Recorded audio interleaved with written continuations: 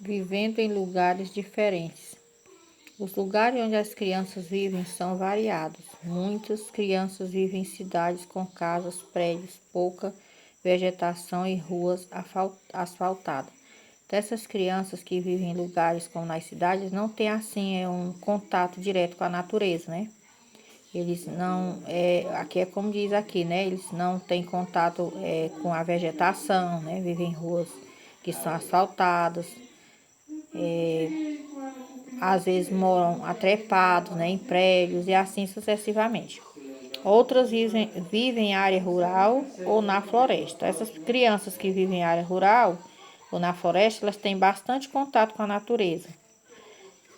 Umas próximas ao mar ou ao rio, outras no interior do país, em lugares muito frios e muito quentes, ou ainda em áreas montanhosas.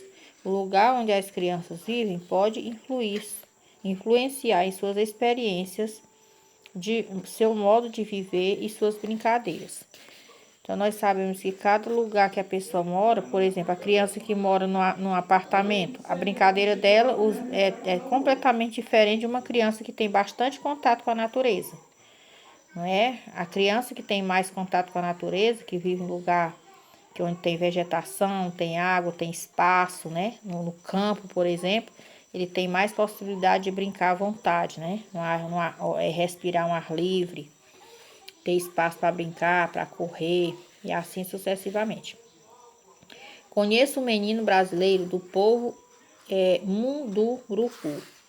Leia o texto e depois responda as questões. Eu vivo na floresta. Meu nome é Cabá Darebu. Tenho 7 anos e sou do povo Munduruku. Meu povo vive na floresta amazônica e gosta muito da natureza. Então, a gente sabe que quem mora na floresta amazônica, ele sobrevive da natureza, da caça, da pesca, né? Porque lá é um lugar completamente natural, certo? Aí aqui diz assim: quando existe um monte de casas juntas, nós chamamos de aldeia.